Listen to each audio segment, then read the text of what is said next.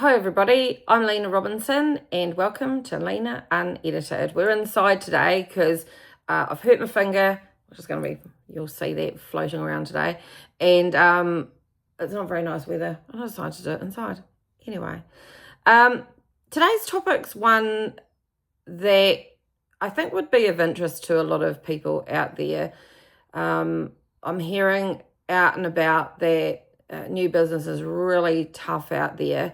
And that is my area of expertise. I have had a really successful career and successful businesses in the area of brand development, marketing, and new business. And so I wanted to use that expertise to maybe help some of you out there that are potentially struggling a little bit with finding new clients, finding new prospects, and getting your name out there and winning new business effectively. So one of the things I've developed over the last couple of decades as an expert in this field is a methodology which I call how to move your business from chase to attract. And the reason that I wanted to talk about this methodology in particular is that it doesn't rely on money. It doesn't rely on having a massive team. It's an ethos and an approach that no matter what the size of your business, you can apply. So what do I mean by chasing? Well, chasing usually means that you've got this list of, if you're in a business-to-business environment, you've got a list of brands or companies that you want to work for and you want to chase after them. And if you're prospecting from a consumer perspective, then you're chasing those people that you want to buy your products or services.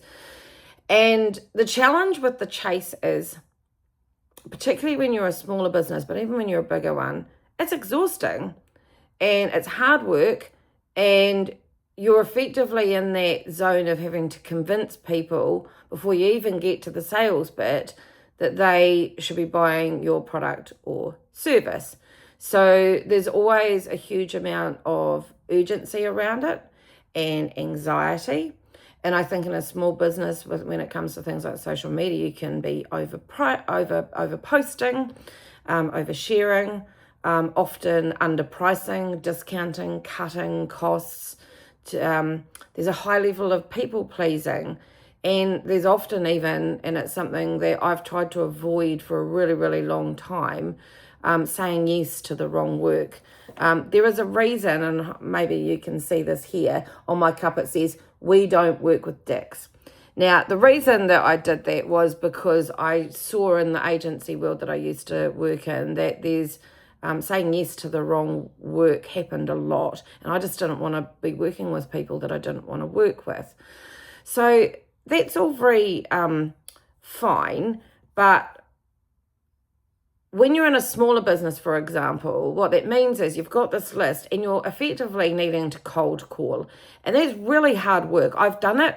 I know people that do it for a living, and don't get me wrong, I think picking up the phone and calling people from a sales perspective is not necessarily what I call a cold call, by the way. I think if you have things set in place around that from a campaign perspective, marketing perspective, then the idea of picking up the phone is to pick up the phone when they've either received something ahead of time or they've been called or whatever. So cold calling, just got a list and massively making a call and there's nothing sitting around there. I don't think that necessarily works very well at all. You're just playing a numbers game and you're playing very much a chasing game, and it's usually being driven at speed and at fear, which I, in my experience, don't think works particularly well. It doesn't attract the kind of people that you want to work with or have as clients.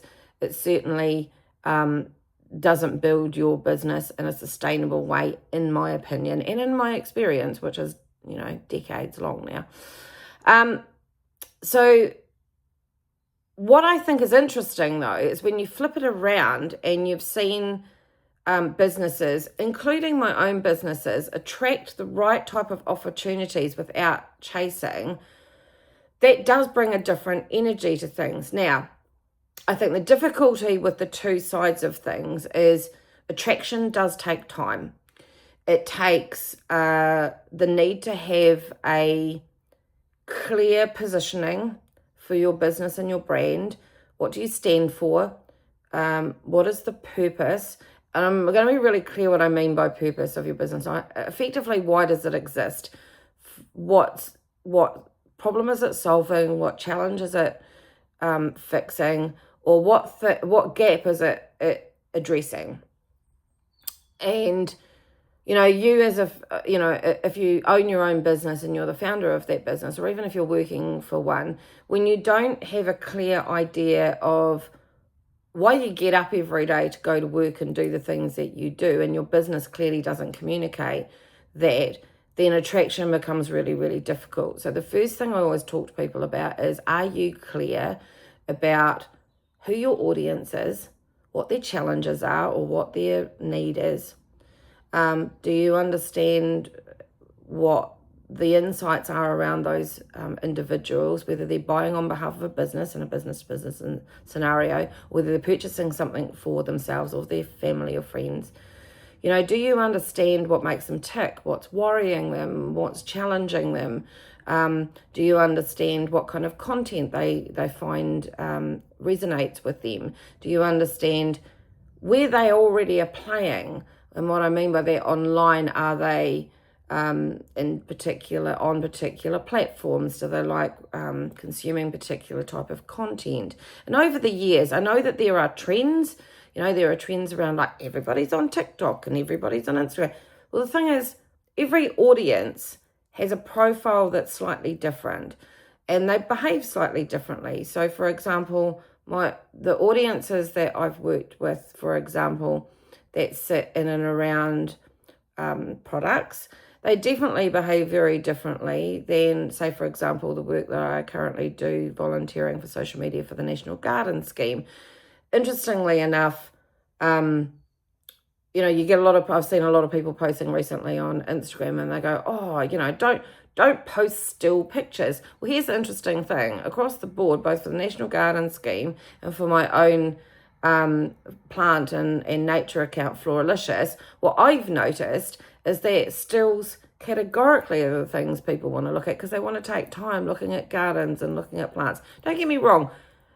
Videos are still working, reels are still working, but predominantly the carousels and the stills are actually working better, which I find really interesting, which is different than what I've found in the business-to-business side with FTSQ. I think reels are working better, and I think what's really interesting about that is audiences are different. So, number one, understand your audience and understand how they like to consume, what they like to consume, and what they need to hear from you. Because I think often there's a big gap between what you want to say and what your audience needs to hear if you haven't understood what it is that they're needing.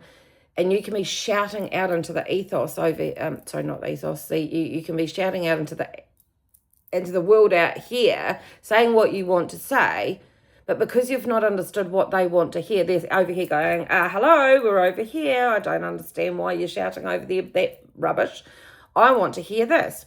So, number one, make sure you understand your audience from what it is that you need to be providing to them, both from a content perspective, messaging perspective, communication perspective, what it is and where it is that they're playing and what format they want it in.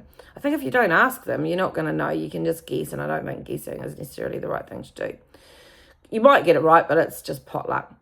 So once you've got audience sorted out, then the next thing is looking at what it is that you offer, what it is that you feel is important to you that you want to say, and marry that up against what it is that your audience needs to hear. Now, that will do one of two things. Either you need to adjust what it is that you say slightly without losing authenticity in who you are, and what you stand for and what you care about, which I think are all things that are about the attraction. You need to be, people are attracted to what people stand for and care about.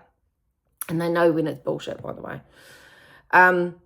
So there's that part of it, but also then look at, if you're a small one-person business, for example, you need to be, your time is of the essence, because it's just you trying to wear the hat of the finance and the marketing and the new business and the doing the work and the everything. And you need to look at, okay, where do you think, based on what you already have been doing, where has the work been coming from? So rather than trying to do all the things, why don't you have a look at doing maybe one or two things and doing them superbly well, as long as they line up with what it is that your audience is going to resonate with. So if you feel, so I've got a friend of mine, Bernie Mitchell, and he finds that newsletters are really, really powerful for him, and podcasts. And I think, the other business that I've talked to, and newsletters just don't work. Now, I like his because they tell real life stories. He goes into detail about things that he's feeling at the time. Really, really authentic. I haven't done that because, and I haven't gone down the email route for a really, really long time, or newsletter, should I say, because it never really worked for me. I found in my way of doing things that some of the best, my best way of doing new business was, and it might be because I enjoy it as well, networking and tapping into my community was always the place. So getting up on stage, doing talks, doing podcasts, all those kinds of things, and doing stuff like this was always the place where I attracted new clients. So once you understand who you're talking to and you've got an idea of your positioning and the messaging and the story that you want to tell, then you need to start with a plan of action around if you understand what platforms you need to be on or the channel of marketing that you think is going to work the best. And if you don't know, then start by testing a few different things. Work out what works and what doesn't and why, and maybe get rid of some of the things that aren't working. And this is what I talk about. To do this well, it takes time. If you think you're going to go straight into it, start winning business straight away, in my experience, that rarely happens. And if it does, it is pure luck that has happened. So what you need to be doing is putting in the time and putting it in the effort. And I know a lot of people go, I don't have time for social media. And that's fine. If that's not where your audience is, then why bother? But if you were told that there's a room full of people that are potentially going to want to buy your product, then why would you not be there all of the time if you're trying to build your business? Doesn't make sense to me, where people go, I don't like social media. When used the right way, you attract the type of people you want to work with. Takes time, does take effort, but also doesn't necessarily have to take huge amounts of time and effort if you do it right and you understand what your audience needs. I think what's also important, just to pop in a thought, so I'm just reading my notes here, is that what is different in the attraction of the right opportunities without chasing? What is different about your energy as a business at that point, both for yourself as a founder or business owner, or even somebody that's working in it? And I think one of the things that comes up once you understand who you're talking to and what you need to be talking about is that confidence lifts. Confidence is attractive. When you're clear and clarity is being communicated both internally and externally about your vision, where you want to take your business, which is quite important internally, but also for business externally. What your messaging is, what your boundaries are. You can set boundaries then. You then make sure that you're not working with the people that just don't work well with you and your service offering. There's a lot more calm in a business when you've got a clear direction. And knowing who you're for and who you're not for is also really, really important, which brings me to another point, which is about it's okay not being for everyone. And I think in a new business, a lot of people, particularly when they get to panic stage and they're worrying about attracting new business and clients, especially when money or growth feels uncertain, you want to grab every piece of business that comes your way. But the power around attraction is being really clear about who you don't want to work with as well, and being okay with not being right for everyone. When I first set up FTSQ, which stands for Fuck the Status Quo, just in case somebody doesn't know that, one of the things that I got questioned about, because FTSQ is quite a bold, punchy brand, I got asked a lot, like, aren't you scared you're going to turn people off? And I kind of went, that's kind of the point. The right people that I want to work with will get it. They will understand it. and they will understand what I stand for, which is non-conformity, being okay with being different, and being weird, unusual, and all the rest of it. Those are the kind of people I love working with, by the way. So for me, I didn't want the type of people turning up that were never going to get what I stood for, were never going to work well with me and gel with me. I'm aware that I'm Marmite, and I'm okay with that. And I think being really clear who you don't want to work with is as important as who you do. I think fear of scarcity, I think especially in the current climate, can really drive you to take on people that you don't want to work with. It does lead to rejection. I think often if you are not, if you're chasing people that were never going to say no to you, never going to say yes to you, you will get a lot more no's. What's really interesting is when, and as most of you know, I'm sort of only just returning into things at the moment. When I was running my business full time, I had a 69% at my worst, and I'm saying at my worst, conversion rate, which is pretty high, actually. Sometimes at certain points it was even higher. I would go on rolls where it was just like, I'd get it and I'd win it and I'd win it and I'd win it. And the reason why the attraction thing is so important, if you're putting out the right story, the right communications, the right positioning is being kept and the right messaging is being kept, and you are authentically you, which if you saw last week's Lena Unedited, episode 18, I think it was, I was talking about authenticity and that sort of where do you be vulnerable, etc. But the authenticity is really important in the content that you produce because people see through the bullshit really, really quickly. So the reason for I'm talking about all that is in the attraction model, the whole point is by the time they've got to you and you've either spoken to them or they're coming to you and knocking on your door, they've already bought into what you stand for and what you're about. So that time cuts down in the conversion time because they're already turning up pretty convinced that you're potentially somebody they might want to buy from or work with. And I think when you're really clear about that, those people turning up tend to be more likely to say yes, way more likely in my experience. So being okay with not being right for everybody, and often in new business meetings, if I've sent stuff and I've had a meeting with somebody, I say straight up front, look, just to put you at ease, it's okay if at the end of this, you realize I'm not right for you. That's cool. Let's just put that on the table. So tell me about your business. And I think listening is really important. Listen to what they've got to say. Dig a little bit deeper. Try and understand why. That why question is really important. Like, so why do you think that's happening, for example? I'll ask them. And just get more information from them. The more information you have from them, the more you will understand them and the more likely you are to see if what you've got as far as products and services is going to match with what they need. All of this sounds like it's a huge amount. And it is a lot to think about, but it's also really, really important if you want to move out of that really exhausting, money-wasting, time-wasting chasing to attracting who it is that you want to attract. If you ever want to talk to me about audience profiling, I know how to do that very, very well, so feel free to get in contact.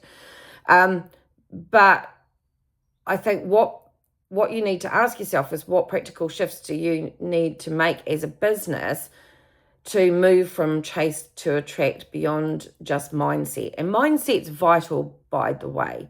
But what we talked about, so if you need to do it, audience clarity. So that's definitely one we can do. Messaging. You need to make sure that what you're going to be talking about resonates with you, but also resonates with your audience. Put your boundaries in place. So be clear about who, kind of in your own mind, who you do want to work with and who you don't, where your boundaries are. Where your boundaries are on discounting and price reduction and all those kinds of things. Pricing is really, really important. And it could be, if you've got like me, I've had a variety of clients of different sizes. What I won't necessarily do is cut all my prices, but I'll look at maybe the size of the business and have sort of a small, medium and large pricing bracket in my head. Nobody ever knows when I'm applying it and when I'm not. And sometimes if I've had referrals from people, then there can be a discussion about that as well. But stick to your pricing as much as you possibly can. Although you do need a strategy around pricing, in my opinion. Then you need to think about what channels you can reasonably manage. Like if you're trying to do all of the things all of the time, and I'm going to talk to you about the fact that I have I think in ecosystems when it comes to marketing, but sometimes you can't turn all the taps on all at once. Try a few things, work out what's working and what's not, kind of a test and refine approach. And be very clear. If you already know what channels are working, then, double down on those and figure out what you need to do more to make them work even better. If you're unsure of other channels, try them. Talk to your audience again. Talk to your maybe existing clients, past clients, and saying, look, if you were not knowing who I was, where would I be best to come and communicate with you? It might be events, might be talking, it might be doing a podcast, it might be doing email marketing, it might be a newsletter, it might be social media. There's so many things you can do, and all of these, by the way, don't cost anything. So one of the things I'm really clear about is you do not have to have a big massive budget in order to do a good job of attraction. It's one of the plus sides of good content these days, and being able to produce it yourself and what have you. And also, don't worry about being overly perfect. It's better to be on point than it is to be overly perfect, unless you are a company that is offering podcast services or video services or photography services. Be less worried about perfect and more focused on right, and is the content going to actually resonate. I think patience. I don't want to scare everybody with this, but in my experience, to take everything from completely zero and not knowing where you're going with any of your marketing, and to take it to a point where you are consistently having business coming in every single day, week, whatever that is that you need, takes about 18 months. And I know that sounds scary. And it doesn't mean that you won't get work in the meantime. It just means to get your pipeline running to a point where it's just ticking over just naturally. It takes consistent work around 18 months. And it doesn't, like I said, it doesn't mean that you're not going to get it. And consistency. It's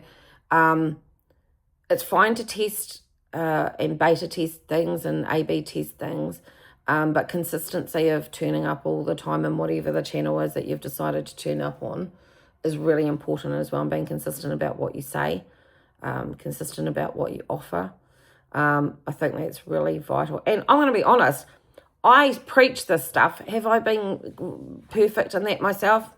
Absolutely not. And I'm not ever going to pretend that I'm much better at doing other people's than my own. Just being honest, always have been. But I do actually know what I'm doing. It's sometimes like everybody else, apart from the health challenges that I have and have had. Sorry, that's much better.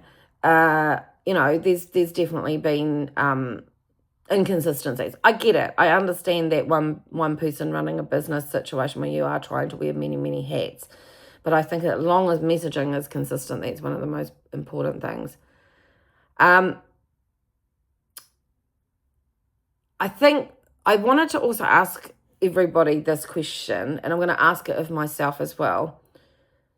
If you trusted that the right people are going to be drawn to you and attracted to you and attracted to the clarity and the authenticity rather than stress and desperation, what would you stop doing immediately?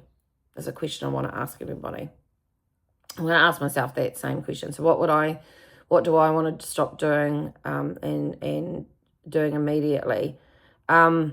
Personally, from a mindset perspective, and I think, if you've been listening along for a few months or whatever, or the people that know me for a long time, stop working out of fear. I think that's number one for me from a mindset perspective. But I also think it's about being clear about what it is that you want for yourself and your business first, and who you want to attract, and go back to that. Like everybody, when you're worried about money, you start kind of throwing out things in all different directions. And, I've done it myself. Fear drives silly things. What you need to do to keep going back to is like, what works. Go back to the draw of what has already been working and double down on that at least. But just look at how you can fix that. But if there's anything that I find on a consistent basis with people as to what they haven't done usually, is they usually skip a few steps. So I find that people tend to skip audience profiling. They're guessing rather than actually doing some research and talking to current clients, past clients, current purchasers of your products, and past customers. Talk to them, find out what's going to work and what's not, find out what resonates with them, find out what's keeping them up at night. And I think if you start with the profiling, that then leads to going, oh, now I understand where my content needs to go, or where my marketing needs to go, whether it be in a magazine or whether it be, online marketing of any description, or even from an SEO perspective, or loads of different things. And the cool thing is, in the world of AI, what I've found really amazing, and I use ChatGPT, but I know that there's others, I use profiling research prompts that I've created over the years to do some research. But also, if you are talking to humans, which I think is a really good idea to do anyway, then it can also help you in pulling out the insights if you're getting lots of content back from, or lots of feedback back from your customers. But talk to your customers, talk to your clients, talk to your prospects even. And a really good way to talk to your prospects is if you do a podcast and you invite potential clients onto your podcast, when you're in a B2B environment particularly, that is a really good way to build a relationship with somebody when you're not selling at them. So anyway, that's kind of my bit around new business. I think chasing, I think, is a fool's errand. I think it's exhausting. It's not cost effective. I think if you are, and don't get me wrong, I think there's still a place for picking up the phone to people, and there's some amazing lead generation organisations out there. I work with somebody called Chin, shout out to you, and I also have in the past worked with people like Ingenuity and so forth, who do an amazing job. Chris Kemp I've worked with, Andrew Morgan Costello, who I have worked with in the past, who has now moved on from Ingenuity, and Gary Wilkes, and a whole lot of other amazing people that worked in Ingenuity that did a really, really good job. George Van, shout out to you as well, mate. So yeah, there's a whole lot of people that have done good work in that area, and they do a lot more than that now, and they've understood for a really long time. Chris has.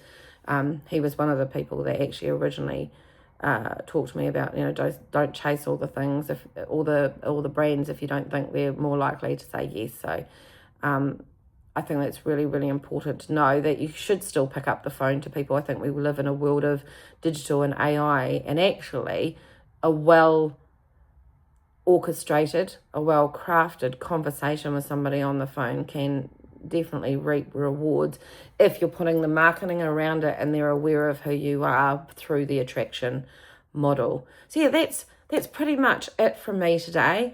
I hope that's helped. That kind of gives you a little bit of a tiny insight into how my marketing methodology, Chase to Attract, works. It is something that I've always applied. I've honed it. I honed it when I had Kiwi Grey with Adam Graham. Shout out to Adam. And I did it in FDSQ. I did it in all of the agencies that I worked in over the years, and with all the agency clients I had over the years. So, teaching marketers to market, well, it's not quite teaching them, but working with brands, it's like cobbler's shoes. Agencies were one of those businesses that in particular needed support around new business, because it is when done correctly, is a very specialist expertise. Anyway, that's it from me today. Thank you for listening. It's been a long one today, but I wanted to make this a really interesting talk about using my expertise to help some of you out there when it comes to new business. And I would like to ask you to subscribe. I would ask you to like and definitely write some comments. I would love to hear from some of you. If you're having some challenges around new business, I would definitely like to hear from you. I'm thinking, and you can let me know if this is a good idea, I have been thinking of maybe hosting a Ask Lena once a week kind of live session once a week as well around marketing, new business, brand, etc., audience profiling, so forth. If you've got challenges that you're dealing with, if people wanted to come and talk about some of the things that they're struggling with, let me know. Let me know if this is of interest. Anyway, thank you, everybody. Have a good week, and I will see you next week. See you later, everybody. Bye.